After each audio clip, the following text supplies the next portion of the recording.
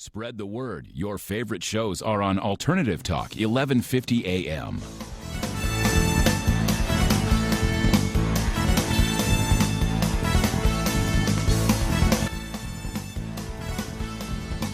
Da-da-da. Yes, ma'am. Da-da-da. Da-da-da. I love da-da-da. Da-da-da. Ladies and gentlemen, you're listening to Viva ENT. This is Johnny the Capo.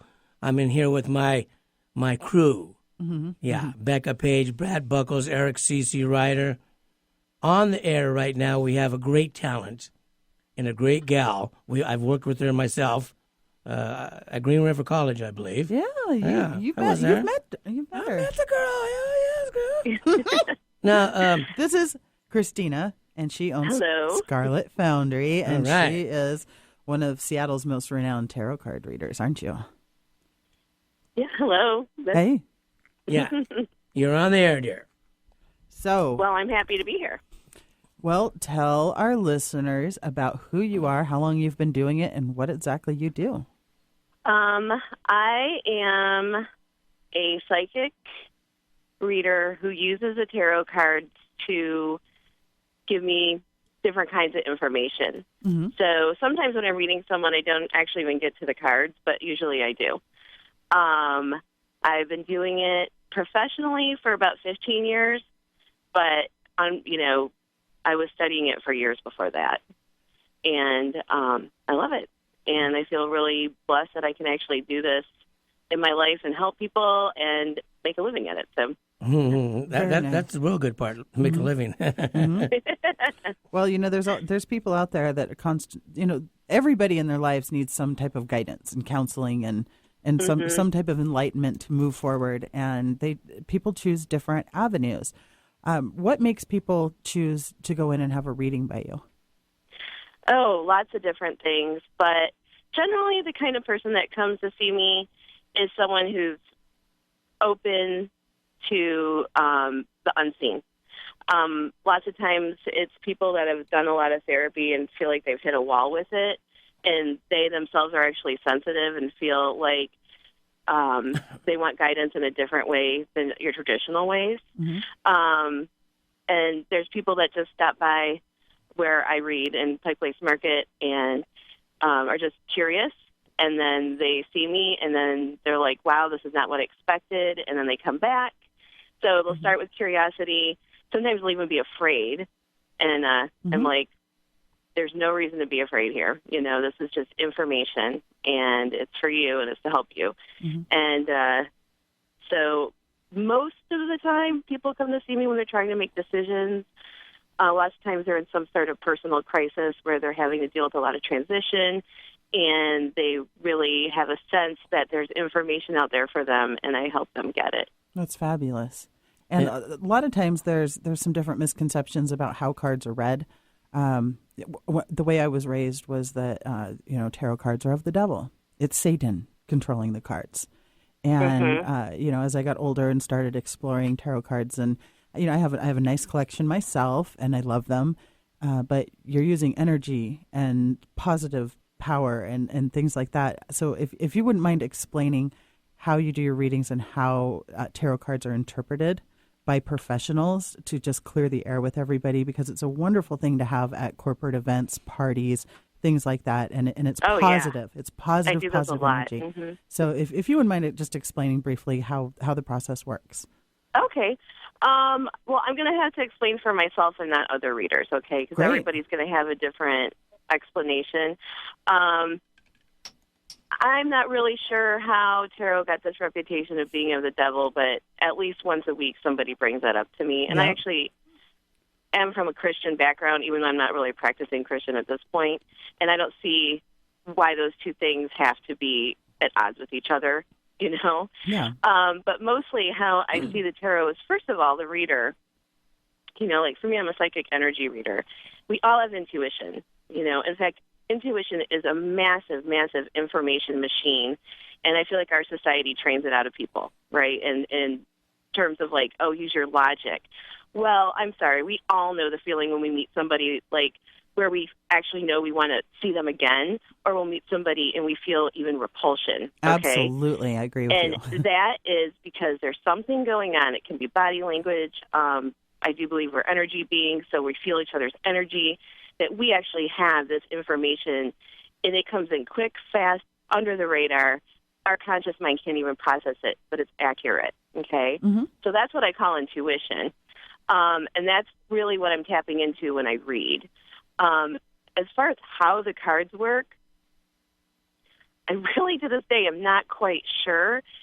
You know, I have friends that are skeptics, actually, about what I do, and they just say, oh, Christina, you're just a reader you're just a counselor.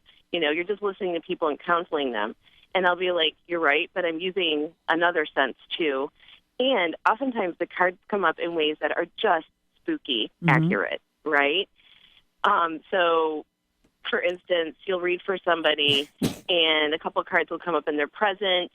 You read from later, those same exact cards. They sort of move around with the timeline. They'll come up in the past because that person went through it. The same card will come up over and over and just won't be ignored, and that's a message for that person. And, you know, so I don't know the science behind it, but it's accurate and it works for me. Sure. But part of what's happening is my reading of the cards. Each card has a million different interpretations, right? Yeah, location. That's cool. You have a really good point about that, too. But anybody who has any sort of religious belief or belief system, it is somehow based off of, you can't prove it. You know, it works for you. Exactly. You believe in it. You know, one of my favorite quotes that I've ever seen is the movie Contact. When this blew my mind. I've never seen that. Okay, so Jodie Foster is explaining to Matthew McConaughey that she doesn't believe in God, and he goes, "Why?" Because he's a minister in the movie. He goes, "Why? Why don't you believe in God?" She goes, "Because you can't prove it. You can't prove God." And he looked at her, and her father had passed, and he says, "Did you love your father?" She goes, "Very much." "Why?" He goes, "Prove it." And it was like, right. Whoa. So, you know, sometimes things just happen. It's called faith because it's believing in something that you really can't prove. That's why it's faith. Mm-hmm. But, right? Yep. But and you use it as a tool, and that's really cool that it helps people. Yeah. You know, in your spot at Pike's Place Market, that's pretty cool too. Yeah, I read at a store called Tenzing Momo several days a week, and it's just a pretty magical place. It's an apothecary. It's been around 40 years, and in this day of the internet, it's still going strong, you know? Yeah. And that's where I'm at. So people should come down and visit me. Yeah, it's my favorite store in Pike Place, and even when I was a little girl, I used to go there.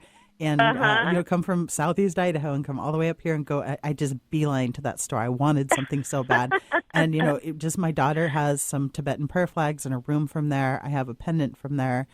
We buy a lot of apothecary stuff, and it's a cool place.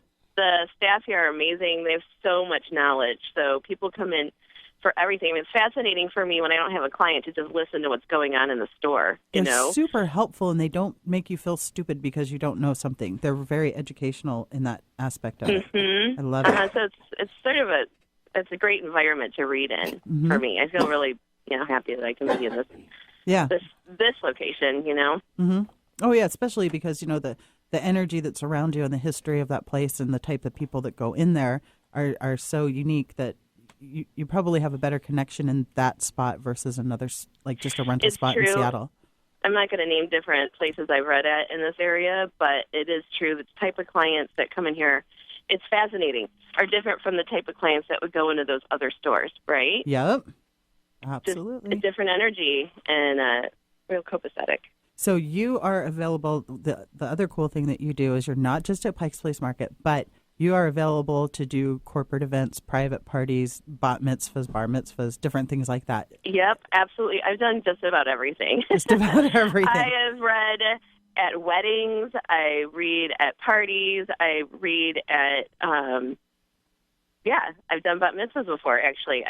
I have been hired for so many different things, and it keeps it so interesting. Mm-hmm. And one of the fascinating things, I also do astrology. I didn't know that. Well, I use it as a tool. I'm not going to go out and call myself a super professional at it, but I have studied it a long time, and I like to ask people what their signs are because lots of times I know what's going on with the person's sign, and it gives me more information for that person. Something that I have noticed when I do parties is that like attracts like. Like, it's never it's hardly ever, even across the board, the astrological signs of the people that I'm working with at that party. It's always clumps. So it's going to be like 3 or 4 signs, like 90% of the crowd is 3 or 4 signs. And like you won't even see 6 other ones.